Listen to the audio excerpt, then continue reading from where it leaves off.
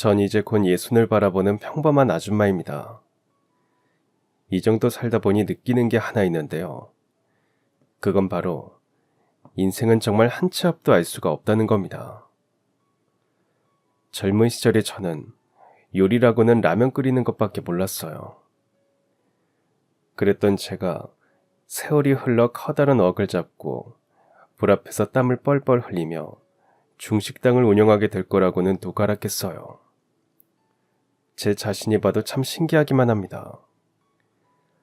그래서 오늘은 이 기회를 빌어 제가 어떻게 이 길로 들어서게 됐는지, 제 인생에 어떤 변화가 있었는지 차근차근 이야기해 드리려고 합니다. 전 시골 마을에서 태어난 오남매 중 막내였습니다. 언니 오빠들 사이에서 늘 귀여움만 받고 자라다 보니 집안일도 요리도 그리 잘하지는 못했죠. 부모님은 제가 얌전히 있다가 시집이나 가길 바라셨지만 저는 시골에서 사는 게 답답하기도 했고 제 힘으로 돈도 벌어보고 싶었습니다. 그래서 22살이 되던 해 큰 결심을 하고 서울로 올라왔습니다.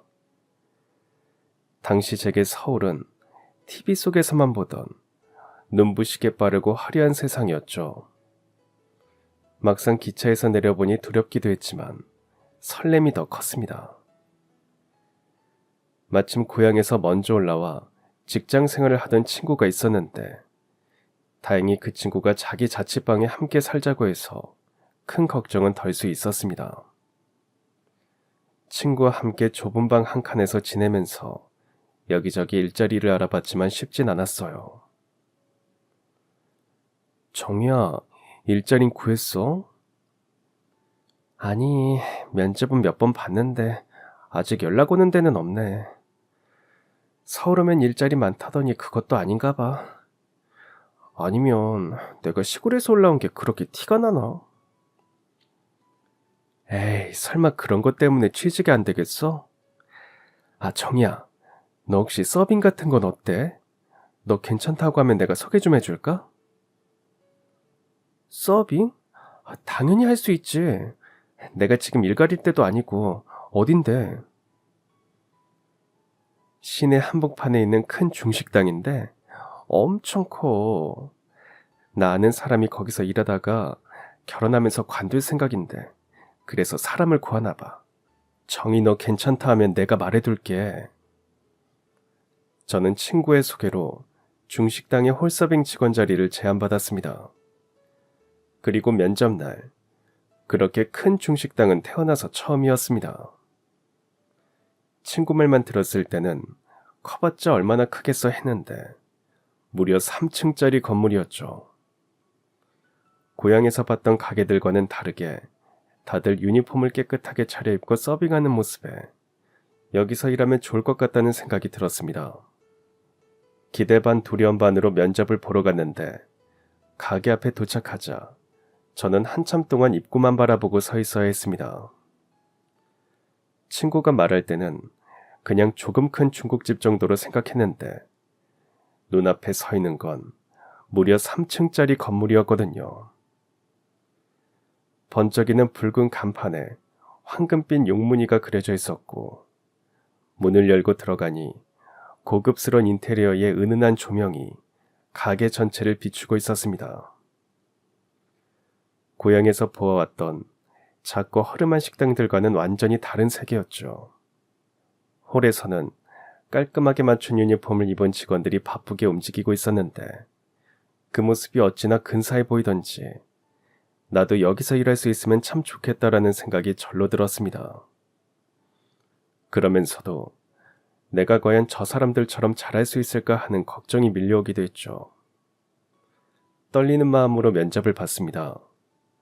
질문은 많지 않았지만 저는 최대한 밝게 웃으며 성실히 대답하려 애썼습니다. 긴장 때문에 손끝에 땀이 맺힐 정도였는데 다행히 사장님은 제 태도를 좋게 보신 것 같았습니다. 그렇게 면접을 마치고 집으로 돌아오는 길, 혹시라도 떨어질까 마음을 졸였는데 다음날 바로 출근하라는 연락을 받았을 때는 믿기지 않을 만큼 기뻤습니다. 그곳은 큰 규모의 식당인 만큼 메뉴도 테이블도 많았습니다. 하루에도 수십 가지 요리와 손님들의 요구사항을 동시에 기억해야 했고 주문을 외우고 서빙하는 일만 해도 머리가 복잡했습니다. 모든 게 낯설고 버거웠어요. 특히 여자 직원들은 정해진 유니폼에 구두를 신고 근무해야 했는데 난생 처음 신어보는 딱딱한 구두 때문에 발이 너무 아프더라고요. 참아보려 했지만 시간이 지나면서 발 뒤꿈치에 물집이 잡히고 그게 터지는 바람에 통증은 말로 표현할 수 없을 정도였습니다. 그래서 쉬는 시간에 구석에 앉아 구두를 벗고 발을 살펴봤습니다. 피가 조금 스며나오고 까진 피부가 쓰라려 손대기도 어려웠습니다. 아직 퇴근까지는 한참 남았는데 이걸 어떻게 견뎌야 할지 고민하고 있던 그때 누군가 제 어깨를 톡톡 두드렸습니다.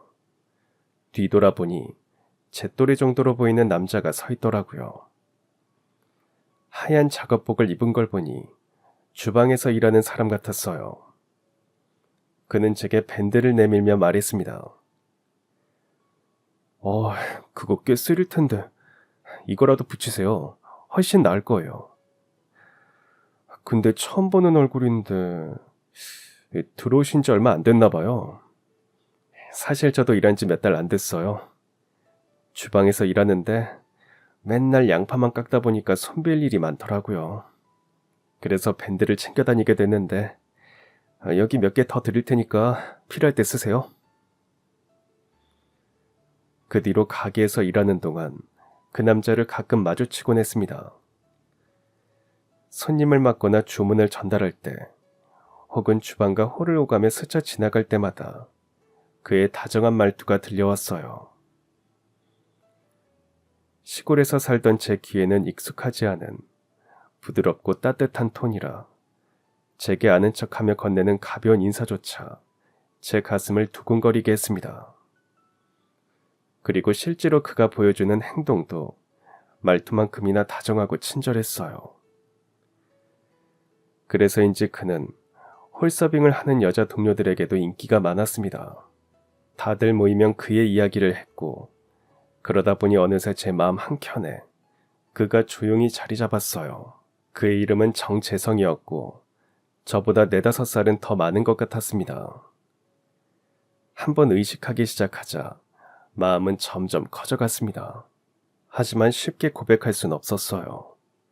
부끄럽기도 했고 무엇보다 그의 마음이 어떨지 전혀 알 수 없었기 때문에요. 그저 혼자 마음속으로 설레고 기대하며 짧게나마 인사를 나누는 것만으로 만족해하며 하루를 채워갔습니다. 그가 건네는 인사 한 번이 힘든 하루를 견디게 해줬어요. 그를 가까이서 지켜보며 몰래 마음을 키워왔지만 단 한 번도 용기 내어 마음을 전하지는 못한 채 어느새 1년이라는 시간이 흘러갔습니다. 그런데 어느 날 시골에 있는 엄마가 아프다는 연락을 받게 됐어요. 다른 언니 오빠들은 다 결혼했거나 시골에 갈 수 있는 상황이 아니라 막내인 제가 엄마의 병간호를 해야 했습니다.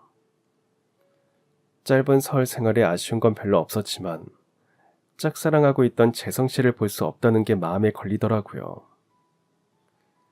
어쩔 수 없이 서울 생활을 정리하고 시골로 내려갔고 몇 개월간 엄마의 병간호를 했지만 엄마는 돌아가시고 말았습니다. 그리고 아무도 없는 시골에서 살 이유도 없어졌어요. 다른 형제 모두 결혼해서 가정을 꾸리고 있었으니까요. 시골에선 제가 할 수 있는 일도 없었기에 저는 다시 서울로 올라가 전에 살던 친구네 집에 지내면서 또 일자리를 알아봤습니다. 하지만 금방 구해지지 않아서 혹시나 하고 예전에 일했던 중식당을 찾아가 봤어요. 마침 사장님이 카운터를 보고 있었고 저를 보더니 반갑게 맞아주셨어요. 정이 맞지? 이야, 이게 얼마만이야. 사장님 안녕하셨어요? 저 기억하고 계시네요. 그럼 정이 네가 어린데도 열심히 일해줘서 기억하고 있지. 너 관뒀을 때 아쉬웠다니까. 근데 여긴 어쩐 일이야? 어머니 아프다고 하지 않았어? 어머님은 이제 괜찮으시고? 아, 어머니 얼마 전에 돌아가셨어요. 아이고, 그랬어? 아유, 이런. 내가 알았으면 조의금이라도 보내는 건데. 정이 너도 상심이 컸겠다. 지금은 괜찮아? 네, 그럼요. 근데 사장님 혹시 사람 구하지는 않으세요? 저 다시 서울에서 살려고 올라왔는데 일자리 구하고 있거든요. 오, 그랬어? 정이 네가 일해준다고 하면 나야 고맙지. 언제부터 나올 수 있겠어? 다음 주부터 괜찮겠니? 당연히 괜찮죠. 감사합니다, 사장님. 정말 열심히 할게요. 중식당 사장님이 저를 잘 봐주신 덕분에 그곳에서 다시 일을 할 수 있게 됐습니다. 그리고 출근한 날, 저는 제가 좋아했던 그 남자, 재성 씨가 아직도 일을 하고 있는지가 제일 궁금했죠. 하지만 그날은 보이지 않더라고요. 그만둔 건가 싶어 아쉬워하고 있었는데, 다음날 출근하자 익숙한 얼굴이 눈에 들어왔습니다. 바로 재성 씨였어요. 오랜만에 본 거지만 그의 미소는 여전히 저를 설레게 했고, 저도 모르게 반감과 긴장감이 뒤섞인 목소리가 튀어나왔어요. 재성 씨, 그동안 잘 지냈어요? 어이, 세상에, 이게 누구예요? 정희 씨 맞죠? 다시 일하는 겁니까? 인사도 없이 관둬서 좀 서운했습니다. 아참, 저 이제 주방 막내 졸업했습니다. 요즘은 요리도 한두 개 배우고 있어요. 오랜만에 보는 재성 씨는 여전히 따뜻했고, 친절한 말투와 웃음은 제 가슴을 다시 두근거리게 만들었습니다. 중식당에서 다시 일한 지 한 달쯤 되었을 무렵, 단체 회식이 열렸습니다. 그날은 평소보다 일찍 문을 닫고 가게 안에 모인 모든 직원들이 둘러앉아 맛있는 음식도 먹고 술잔도 기울였습니다. 저는 동료들이 권하는 잔을 거절하지 못하고 하나둘 받아 마셨어요. 평소 술을 거의 마시지 않던 저는 제 주량이 얼마인지도 모른 채 그렇게 받아 마시다가 금방 취해버렸죠. 머리가 무겁고 어지러웠고 속이 울렁거리며 불편해졌습니다. 이러다 못 볼 꼴을 보일 것 같아서 바람이라도 쐬려고 자리에서 일어나 가게 밖으로 나갔어요. 시원한 밤 공기를 들이마시며 속이 조금은 진정되는 듯 했지만 여전히 어지러워 제대로 서 있기도 힘들었습니다. 그래서 한참 동안 눈을 감고 벤치에 앉아 숨을 고르는데 갑자기 옆에 누군가 앉는 기척이 느껴졌습니다. 놀라 눈을 떠보니 재성 씨였어요. 정희 씨 괜찮아요? 아까 보니까 많이 마시는 것 같던데. 이거 시원한 물인데 마셔봐요. 속이 좀 괜찮을 거예요. 재성 씨가 좀 물을 마시니 울렁거렸던 속이 좀 나아졌어요. 하지만 괜찮아진 속과는 반대로 단 둘이 있으니 분위기는 어색하기만 했습니다. 한참 동안 이어진 정적을 못 견딘 제가 먼저 말을 걸었어요.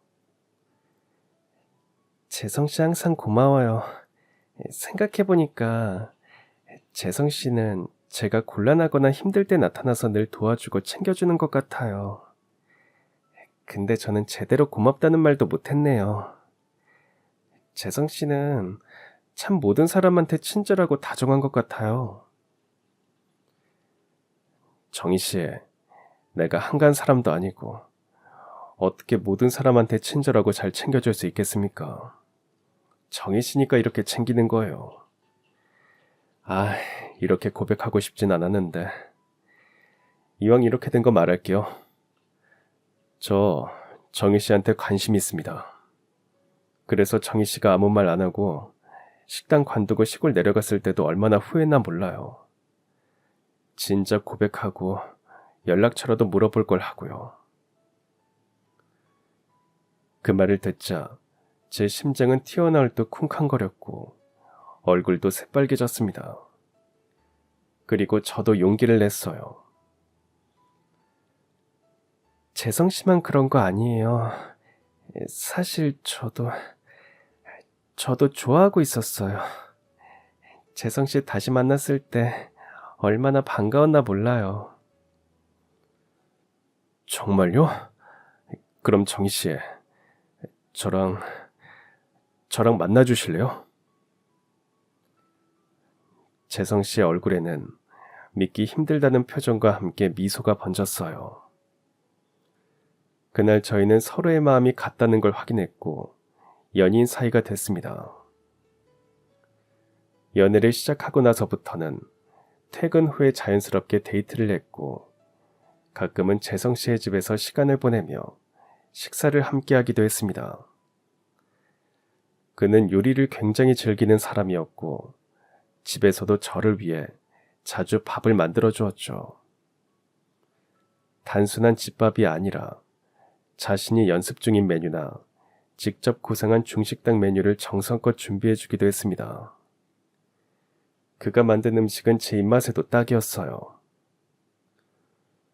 와, 저는 요리 진짜 못하는데 재성 씨가 만든 요리는 너무 맛있어요. 그냥 하는 말이 아니라 주방장님이 하는 것보다 제 입맛에 훨씬 잘 맞다니까요. 진짜 맛있어요. 아이, 그만 비행기 태워. 어떻게 주방장님 요리보다 맛있겠어? 아니, 진짜라니까요. 중국 음식이 맛있긴 해도 먹고 나면 속이 더부룩하고 소화가 안 될 때 있잖아요. 근데 재성 씨가 만든 건 그런 게 없어요. 속도 편하고 감칠맛이 입안 가득 퍼지고요. 어떻게 이렇게 맛있게 만드는 거예요? 비법이 있죠. 물론 나만의 비법이 있지. 근데 아직은 비밀이야, 비밀. 그냥 하는 말이 아니라 재성 씨의 음식에는 뭔가 특별한 게 있는 것 같았어요. 저는 그가 해주는 음식을 먹다가 문득 궁금해졌습니다. 근데 재성 씨는 어떻게 중국집에서 일하게 된 거예요? 먹고 살려고 시작했지. 우리 집에선 지금 내가 가장이거든. 여기서 일해서 시골에 있는 엄마랑 동생한테 돈 보내주고 있어. 그럼 아버지는 혹시 돌아가셨어요? 아버지 살아계실 때는 우리 네 식구 다 같이 서울에서 살았어. 근데 어느 날 집에 불이 났어. 그때 난 밖에서 일하고 있어서 불을 피할 수 있었는데 아버지는 집안에 있던 엄마랑 동생이랑 밖으로 내보내고 연기에 질식해서 돌아가셨어. 그때 그 불 때문에 집이 다 타버려서 엄마랑 동생은 시골로 내려가게 된 거야. 외가가 시골이거든. 그나마 외할아버지가 살던 집이 있어서 다행이지. 재성 씨는 아버지가 돌아가신 뒤 가장이 되어 가족을 돌보고 있었습니다. 자신은 이렇게 일을 하고 있지만 동생은 꼭 대학에 보내고 싶다고 했죠. 그의 사정을 알고 나자 책임감이 대단하다고 생각했어요. 저는 집안에서 막내였던 탓에 요리도 잘 못했고 언니 오빠들에 비해 책임감은 별로 없었거든요. 항상 웃고 있어서 이런 걱정은 없을 줄 알았는데 그의 웃음 뒤에는 이런 아픔과 사정이 있다는 걸 알게 되었고 믿음직스러운 그에게 더욱 빠져들었습니다. 재성 씨는 언제나 가족이 우선이었어요. 자신을 위해서는 작은 돈조차 아끼면서 동생 학비나 어머니 생활비 같은 데만 쓰곤 했죠. 늘 그렇게 사는 모습을 보면서 대단하다는 마음과 함께 한편으로는 조금 안쓰럽기도 했습니다. 그래서 문득 궁금해졌어요. 가족이 아닌 오롯이 재성 씨 자신을 위해 하고 싶은 일은 없는 걸까 하고요. 그럼 재성 씨는 꿈 없어요? 가족들 말고 재성 씨가 이루고 싶은 거요. 좋은 사람이랑 결혼하고 그러고 나면 나중에 내 이름으로 된 가게 내는 거? 근데 아직 너무 먼 이야기지. 재성 씨라면 할 수 있을 거예요. 나도 옆에서 도울게요. 다음에 재성 씨의 동생은 소원대로 대학생이 되었고 저희 사이도 더 깊어졌습니다. 그리고 함께 일한 지 몇 년이 흐르자 저희는 자연스럽게 미래를 약속하게 됐죠. 재성 씨는 동생이 취직만 하면 결혼을 하자고 청혼했고 저도 받아들였습니다. 재성 씨와 같이 살 날만 기다렸는데 어쩐 일인지 그의 동생이 취업할 생각을 하지 않는 것 같았습니다. 그리고 재성 씨는 그런 동생을 보면서 골치 아파했습니다. 재성 씨, 표정이 왜 이렇게 안 좋아요? 무슨 일 있었어요? 재진이 때문에 그래. 아, 그놈 정말. 대학도 졸업했으면서 일할 생각을 안 해. 공부까지 다 시켜놨는데 대체 그게 뭐 하는 짓인지. 집에서 놀고만 있는 게 벌써 몇 달인지 모르겠어. 아직 때가 아닌가 보죠. 너무 조급해하지 말고 말로 잘 타이르면 알아들을 거예요. 재성 씨는 일하지 않고 집에서 놀고 있는 동생을 혼내고 달래가면서 겨우 한 회사에 취업을 시켰고 제가 28이 되던 해 드디어 저희는 결혼해서 부부가 되었습니다. 그때 당시 재성 씨는 이제 동생에게 할 만큼 해준 것 같다면서 후련한 마음을 가졌고 저한테 이제 우리의 가족을 잘 꾸려가자고 했죠. 재성 씨와 결혼한 뒤 저는 중식당을 관두고 집에서 살림을 시작했습니다. 딸 아들을 하나씩 낳았고 남편은 그 식당에서 점점 더 요리사로 자리를 잡아갔죠. 그리고 그 사이 남편의 동생도 한 여자를 만나 결혼했어요. 시동생은 예전부터 형인 제 남편에게 의지하는 게 많았습니다. 겉으로 보면 형을 잘 따른다고도 할 수 있지만 사실상 집안일은 전부 남편 몫이었죠. 제사나 집안 대소사가 있을 때도 정작 책임을 함께 져야 할 시동생은 손 하나 까딱하지 않았습니다.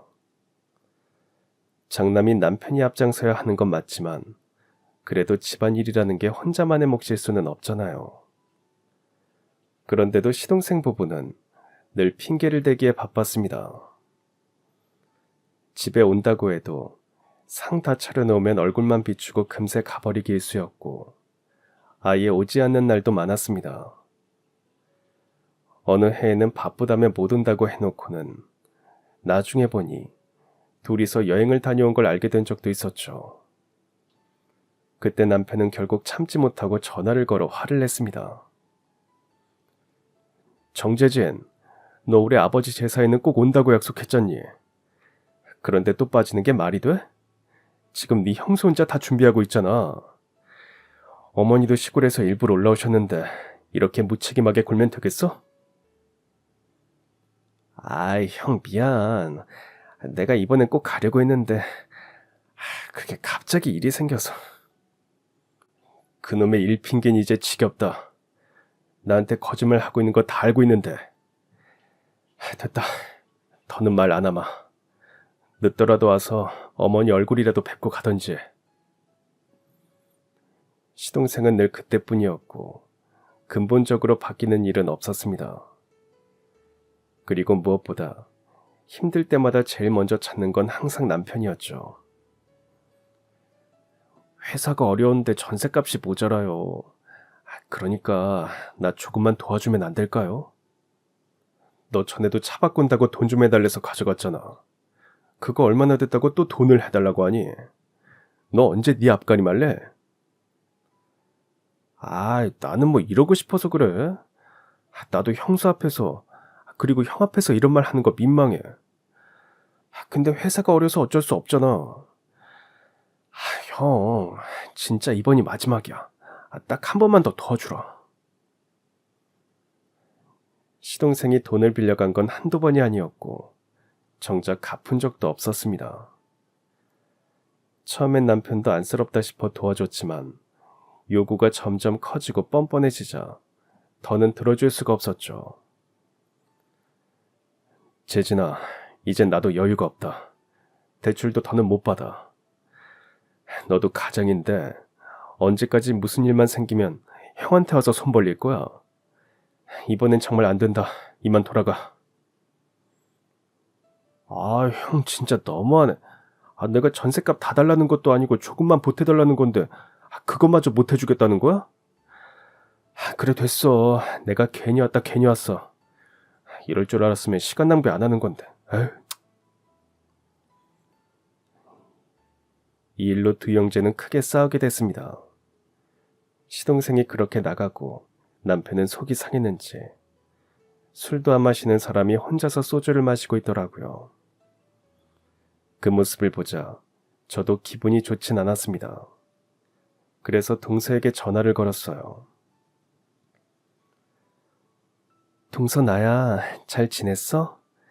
동서도 도련님한테 들었지? 우리 그이랑 도련님 서로 말다툼한 거. 그래도 도련님이 동생인데 먼저 와서 풀라고 동서가 말 좀 해보면 어때? 아무리 속상해도 형한테 그렇게 화내고 가는 건 아니지. 형제 사이 더 나빠지기 전에 동서가 도련님 설득해봐. 제가 그렇게 말하면 동서가 알아들을 줄 알았습니다. 하지만 동서는 예상과 달리 되레 큰 소리를 치더라고요. 형님 말씀 한번 잘하셨네요. 형제라고는 두 사람뿐인데 그런 동생 부탁 하나 못 들어줘요? 그리고 들어보니까 아주버님이 먼저 큰 소리 쳤다면서요. 아주버님도 그래요. 동생이 어렵다는데 집에서 쫓겨날 수도 있다는데 돈 다 해달라는 것도 아니고 조금이라도 못 도와주시냐고요. 저도 진짜 속상하네요. 됐고요. 우리 남편이 무슨 잘못을 했다고 먼저 사과를 하러 가요. 형님도 계속 그런 말 하실 거면 전화 끊을게요. 동서는 그렇게 먼저 전화를 끊어버렸습니다. 저는 어이가 없었죠. 동서는 조금 다를 줄 알았더니 두 사람 하는 짓이 똑같았습니다. 그래도 저는 돈 때문에 좋았던 형제 사이가 멀어지는 건 아니다 싶었어요. 남편도 저와 같은 생각이었나 봅니다. 며칠 후, 그래도 자신이 형이니 동생에게 먼저 손을 내밀어야겠다면서 얼마간의 돈을 준비해 시동생을 불렀습니다. 재진아, 이거 네가 부탁한 돈이다. 근데 나도 진짜 어려워서 네가 말한 전부는 준비 못했어. 그리고 재진아, 형도 벌써 애가 둘이다. 앞으로는 자식들 밑으로 들어갈 돈도 만만치 않을 거고 이제 네 형수 볼 낯도 없다. 이번이 진짜 마지막이야. 알겠어? 알았어.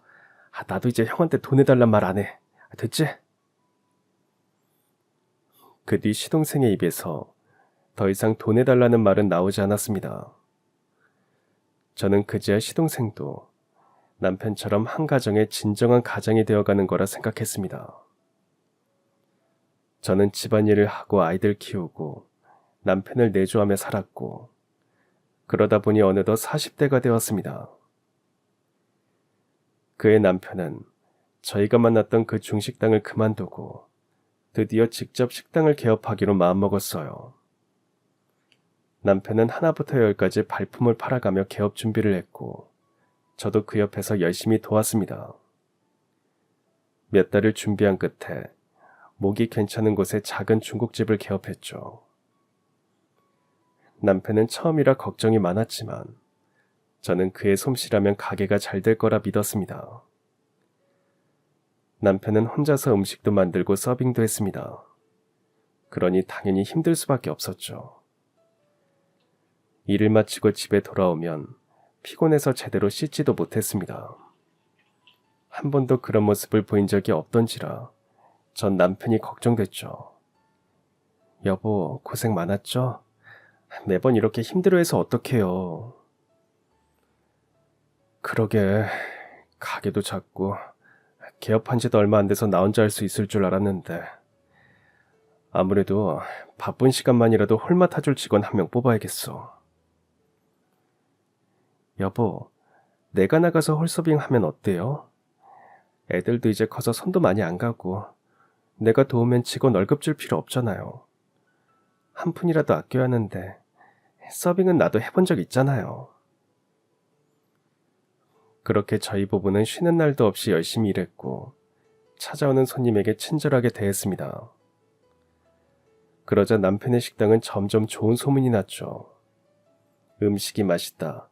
사장님 부부가 친절하다. 먹고 나면 속이 편하다. 그래서 손님도 늘어났고 어느 정도 수입도 좋아졌습니다. 그렇게 되자 남편은 가장 먼저 제게 식당에 안 나와도 된다고 했어요. 여보, 이제 식당 그만 나와. 월급 줄 정도는 버니까 홀서빙하는 직원 뽑으면 돼. 나 정말로 당신 고생시키기 싫어. 알았어요, 알았어. 그래도 한 번씩 바람 쐬고 싶으면 나올 거니까 그것까진 말리지 마요. 한 번씩 가게에 나가서 남편에게 음식 만드는 법이라도 배우려 했으나 남편은 중식이 힘도 많이 들고 불 앞에 서 있어야 해서 위험하다며 부엌 근처에도 못 오게 했죠. 그래서 저는 남편의 식당이 어떻게 돌아가는지는 잘 몰랐습니다. 5년쯤 지나자 남편의 식당은 완전히 자리 잡게 됐고 조금 더 큰 가게로 이전을 계획하게 됐습니다. 그래서 가게 자리를 알아보고 있을 때쯤 시동생이 죽상을 하고 집으로 찾아왔습니다. 도련님, 왜 이렇게 오랜만이에요? 근데 무슨 일 있어요? 얼굴이 너무 안 좋은데 어디 아픈 건 아니죠? 나 형네 가게에서 일 좀 하면 안 될까요? 회사가 망해서 나 하루아침에 백수 됐어요. 시동생이 갑자기 일자리를 잃었다는 말에 저희 부부 역시 깜짝 놀랐습니다. 중소기업이긴 했지만 나름 재정은 탄탄하다고 들었거든요. 아무리 경기가 어려워졌다고 하지만 이렇게 하루아침에 부도가 날 줄은 예상하지 못했습니다. 시동생은 다 죽어가는 목소리로 말했어요. 형 중국집도 더 큰 가게로 옮긴다면서? 그럼 직원도 더 필요하지 않아? 내가 가서 홀 매니저 하면서 일하면 좋지 않을까? 그래도 남보다는 가족이 낫잖아. 그리고 나 그동안 영업부에서 일한 거 알지? 사람 상대하는 건 잘하니까 형 한 번만 생각해줘. 재진아, 형이 고민을 더 해볼게. 일단 집으로 돌아가라. 남편은 그 자리에서 선뜻 대답을 못했습니다. 웬일인지 고민이 깊어 보였죠. 하지만 며칠 고민 끝에 남편은 시동생과 같이 일하기로 결정했고 주방은 남편이, 홀은 동생이 맡기로 했습니다. 더 크고 넓은 곳에서 가게를 재오픈한 뒤 시동생도 열심히 일했죠. 그리고 시간이 갈수록 남편에게 음식을 배우기도 하는 듯 했습니다. 자신도 음식 몇 가지는 할 줄 알고 부엌이 어떻게 돌아가는지 알아놔야 남편이 바쁠 때는 옆에서 도와줄 수 있다는 이유에서였습니다. 그리고 1년 정도 지나자 시동생도 간단한 중국 음식 몇 개는 만들 수 있을 정도가 됐죠. 남편과 시동생이 중국집을 운영한 지 2년 정도 지났습니다.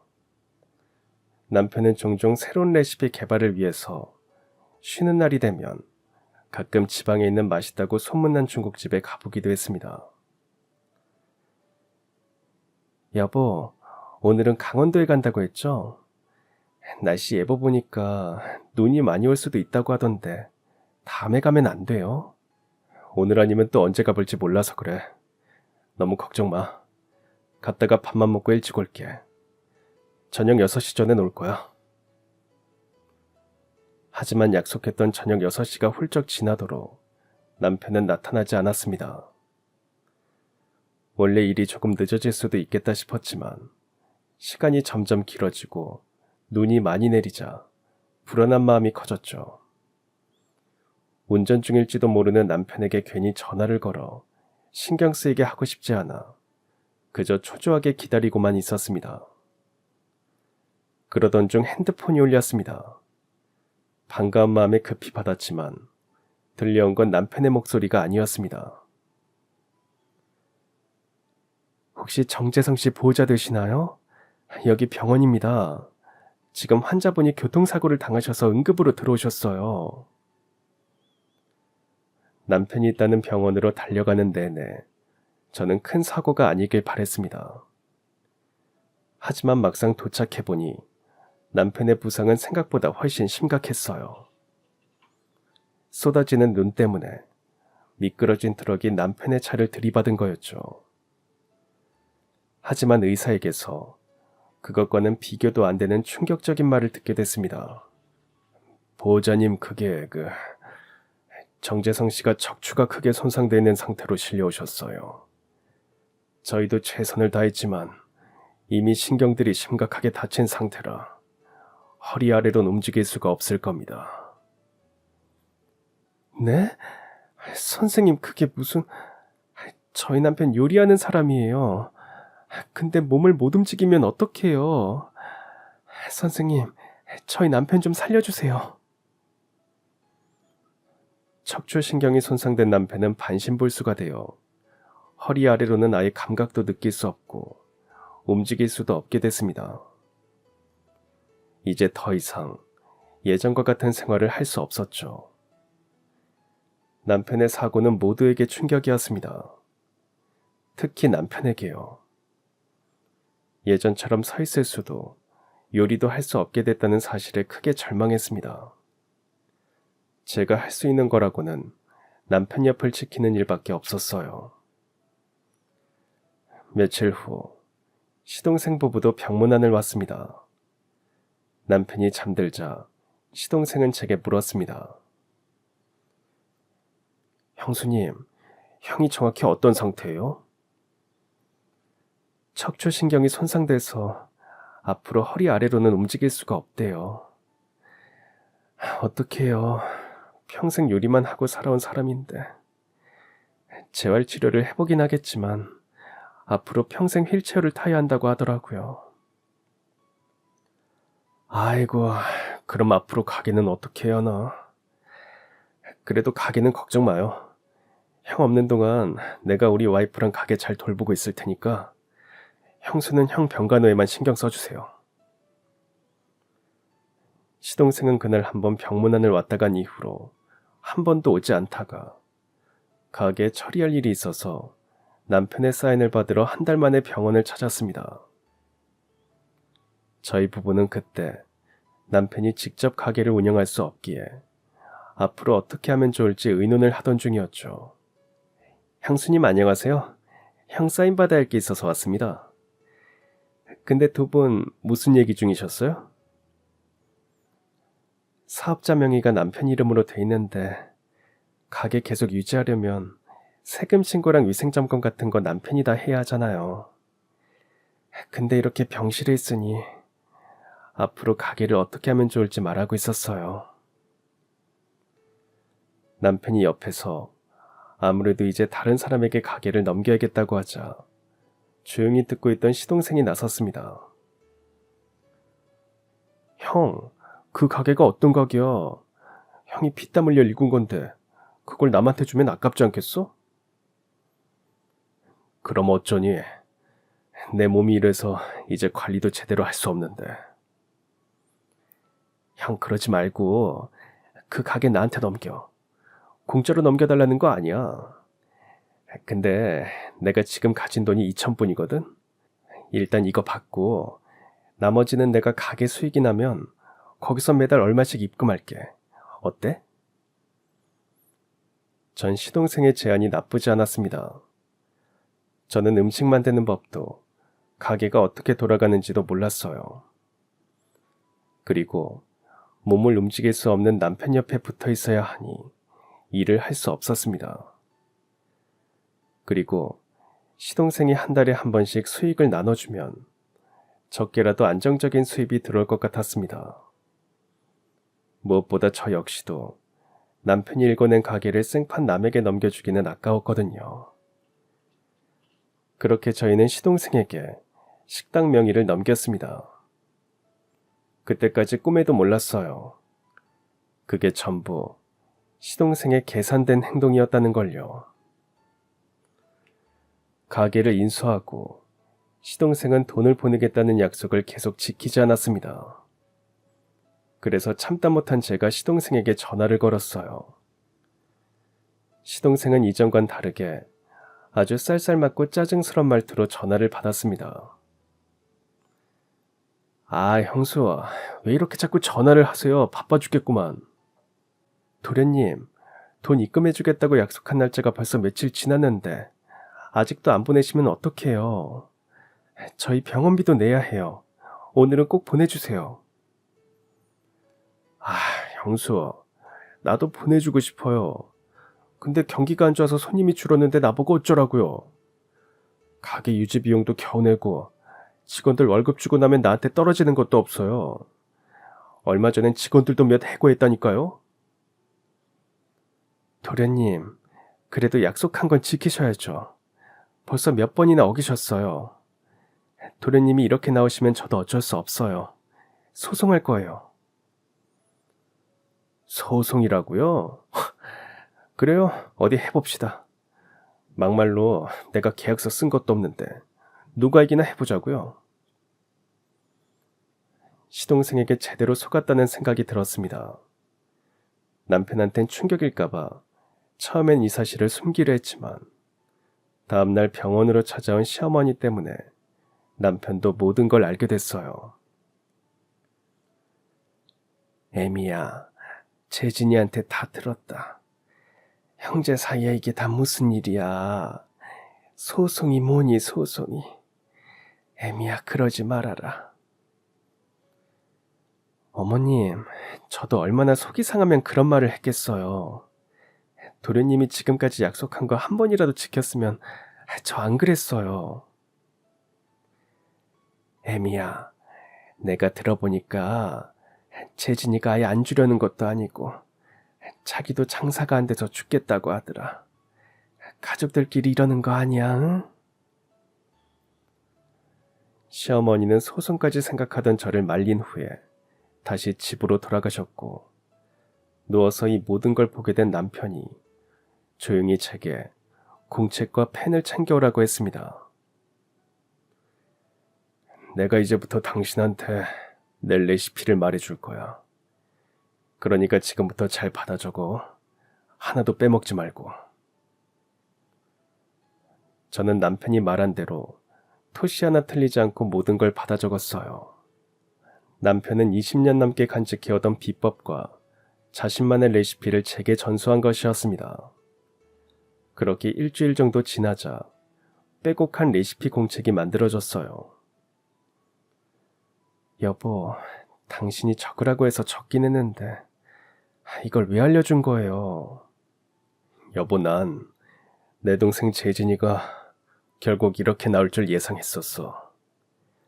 게으르고 놀기 좋아하는 놈이 장사를 잘할 리가 없지. 그리고 전에 나한테 음식 배울 때도 내가 알려준 방법대로 안 하고 맨날 꼼수만 부렸어. 음식 맛도 제대로 못 낼 거야. 그러면 그 가게 오래 못 가 망할걸? 그러면 우리한테 보내줄 돈도 없을 거야. 그럼 우린 어떡해요? 도련님이 돈 준다고 해서 그것만 믿고 있었는데. 재진이 그놈 못 믿어. 우리 먹고 살 궁리는 우리가 해야지. 내 몸이 이러니 앞으론 당신이 요리를 해야 할 거야. 내가요? 여보, 당신도 알잖아요. 나 요리 못하는 거. 중식은 해본 적도 없는데. 내가 알려준 레시피대로만 해. 재료 양이나 만드는 순서 같은 거 그대로 따라하면 되니까 오늘부터 연습해봐. 내가 재진이한테도 요리하는 거 가르치긴 했지만 내 비법을 알려준 적 없어. 그건 나랑 당신 이렇게 둘만 알고 있는 거고 앞으로도 당신만 알고 있어. 제 자신은 믿을 수 없었지만 남편은 믿을 수 있었습니다. 그래서 그의 말대로 음식 만드는 연습을 했죠. 손도 베고 몇 번이나 가벼운 화상도 입었지만 저는 멈추지 않았습니다. 저희 가족이 살 길은 그것밖에 없었으니까요. 몇 달 동안 피나는 연습을 한 끝에 저희 부부가 가지고 있는 돈을 탈탈 털어서 조그만 가게를 오픈했습니다. 그리고 시동생이 운영하고 나서 가게에서 해고된 직원들 중에서 남편을 믿고 따랐던 2명에게 연락해 도와달라고 했습니다. 오픈하고 한동안은 장사가 잘 안 됐지만 저는 그래도 꼼수를 쓰지 않았어요. 남편이 알려준 대로 레시피에서 어긋나지 않게 그 방식 그대로 순서까지 지켜가며 음식을 만들었죠. 손도 많이 가고 힘들었지만 중국 음식의 문외한인 저는 오직 가게 남편의 말을 따랐습니다. 그러던 어느 날 문을 열자마자 손님들이 몰아쳤습니다. 갑작스러운 일에 저와 직원들은 정신을 차릴 수가 없었어요. 그렇게 한바탕 폭풍이 끝나고 쉬는 시간이 되자 저는 가게에 손님이 몰린 이유를 알게 됐습니다. 사장님, 이것 좀 보세요. 이 사람이 엄청 유명한 맛집 블로거인데 우리 가게가 이 사람 블로그에 올라가 있는데요. 제가 갑자기 손님이 몰려서 이상해가지고 손님한테 물어봤거든요.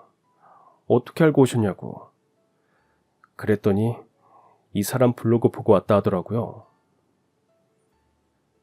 그 맛집 블로거가 올린 글에는 우리 가게 음식 사진과 함께 화려하지 않지만 정직한 맛, 먹고 나서도 속이 편안한 집, 앞으로도 계속해서 먹고 싶은 맛이라는 평가가 담겨 있었습니다. 입소문은 금세 퍼졌습니다. 손님들이 다시 찾아와 친구나 가족을 데리고 오고 SNS에 사진을 올리기도 했습니다. 처음엔 하루에 서너 테이블도 채우기 힘들었는데 어느 순간부터는 점심시간이면 줄을 서야 할 정도로 가게가 북적거렸습니다. 바쁘게 하루하루를 보내고 있던 어느 날 직원들이 시동생의 가게 소식을 전해줬습니다. 사장님, 그 소식 들으셨어요? 사장님 시동생네 가게 망했대요. 안 그래도 사장 바뀌고 나서 맛이 예전만 못하다는 불만이 인터넷에 자주 올라왔었거든요. 단골 손님도 다 떨어졌고 장사도 안 돼서 파리만 날렸나 봐요. 그러니까 당연히 적자가 나고 여기저기 대출로 메꾸다가 망했다던데요. 그 시동생 파산해서 회생 신청까지 했다던데 사장님 모르셨어요? 처음 듣는 이야기였습니다. 사실 장사가 잘 되고는 너무 바빠서 시동생이 어떻게 살고 있는지 신경 쓸 겨를도 없었거든요. 하지만 한편으로 남편이 일군 가게가 망해버렸다는 사실이 씁쓸하긴 했습니다. 그래서 그날 병원으로 돌아가 남편에게 제가 들은 말을 전해줬죠. 남편은 예상이라도 했다는 듯 평온한 표정이었어요. 당신은 놀라지도 않네요. 나는 그 말 듣고 깜짝 놀랐는데. 내가 전에 말했잖아. 재진이 그놈 가게 말아먹을 거라고. 아휴, 어쩜 그 나이 먹고도 변한 게 없는지. 에휴. 그런데 그때 누군가 남편이 있는 병실로 들어왔습니다. 돌아보니 시어머니와 시동생 부부였어요. 남편은 시동생을 달가워하지 않았습니다. 시어머니는 저희에게 말했습니다. 얘들아, 내가 재진이한테 다 들었다. 재진이가 너희한테 큰 잘못을 했더라. 나는 그것도 모르고 너희한테만 뭐라고 했었어. 너희 볼 면목이 없다. 어머니가 왜 사과를 하세요? 사과할 사람은 따로 있는데. 그래, 네 말이 맞다. 재진이 너 뭐하니? 형이랑 형수한테 얼른 사과 안 하고. 시동생과 동서는 그제야 쭈뼛대고 나오더니 남편 앞에 무릎을 꿇고 울면서 애원했습니다. 형수, 정말 미안합니다. 나도 그러려고 그런 게 아니라 상황이 어쩔 수가 없었어요. 근데 나 딱 한 번만 더 도와주면 안 될까요? 정재진, 너 아직도 정신 못 차렸어? 네가 어떻게 또 우리한테 도와달라는 말을 할 수 있어? 너 그 말 하려고 어머니까지 앞세워서 찾아온 거냐? 형, 이번이 진짜 마지막이야. 어디 가서 장사라도 하게 돈 좀 마련해주면 내가 다시는 손 안 벌릴게. 난 더 이상 너 못 도와준다. 너도 다 큰 어른이야. 네가 한 선택은 네가 책임져야지. 핏줄이라고 다 용서받을 수는 없는 거야. 솔직히 말하면 넌 이제 남보다 못하다. 남편의 말에 시동생은 얼굴이 굳어졌습니다. 기대했던 온정은 없고 돌아온 건 단호한 거절이었으니까요. 시동생은 더 매달리려다 형의 눈빛에서 단단한 벽을 느꼈는지 결국 아무 말도 못하고 고개를 푹 숙인 채 돌아섰습니다. 그 후로 소식이 들려왔습니다. 결국 시동생은 빚더미와 실패를 감당하지 못하고 도시 생활을 정리한 뒤 시어머니와 함께 시골로 내려갔다고 했습니다. 남편은 그 소식을 듣고도 흔들리지 않았어요. 이제라도 제대로 땅 딛고 살면 됐다며 짧게 말할 뿐이었습니다. 이제 더 이상 동생의 삶은 그의 몫이 아니었으니까요. 그리고 저는 계속해서 남편이 강조했던 말을 마음속에 새기며 가게를 운영하고 있습니다. 요리는 욕심내면 맛이 흐트러진다. 정직하게, 정성껏 하면 손님이 알아본다. 그리고 남편이 가르쳐준 레시피 역시 지금도 그대로 지키고 있어요. 양념 하나부터 불 조절까지 허투루 하지 않고 음식을 열심히 만듭니다. 가게 단골 손님들은 항상 말합니다. 사장님, 이제 돈도 많이 벌고 손님도 훨씬 많아졌는데 넓은 데로 가게 옮겨야 하는 거 아니에요? 다른 곳에 지점도 내고요. 아니에요. 저 혼자서 감당하기에는 지금이 딱 좋아요. 저는 욕심 안 내고 찾아와 주시는 손님들께 우리 남편이 알려준 그대로 음식 만들어서 내드리는 게 행복이고 보람이에요. 사실 큰 가게를 내거나 더 크게 키우는 게 전혀 불가능한 일은 아닐 겁니다. 하지만 저는 알고 있어요. 규모가 커지면 손님 한 분 한 분을 챙기기가 힘들어진다는 걸요. 제가 직접 손질한 재료로 제 손맛을 담아 정성껏 만든 요리를 내드릴 수 있는 지금의 가게가 저한테는 딱 맞습니다. 그래서 오늘도 여느 때처럼 가게 문을 열고 찾아와 주시는 손님들을 맞이합니다. 늘 오던 단골도 있고 입소문을 듣고 처음 찾아온 손님도 있지만 제가 하는 일은 변함없습니다. 남편의 레시피대로 정직하게 음식을 만드는 거죠. 겉으로 보기엔 한 그릇의 음식일지 몰라도 그 안에 남편의 노하우와 제 노력이 함께 들어있습니다. 그리고 앞으로도 꼼수 부리지 않고 남편이 그랬듯 저 역시 묵묵히 그리고 꾸준히 음식을 만들고 나눌 것입니다. 그럼 지금까지 사연 들어주셔서 감사합니다. 사연이 재밌으셨다면 구독과 좋아요 부탁드려요. 감사합니다. 안녕히 계세요.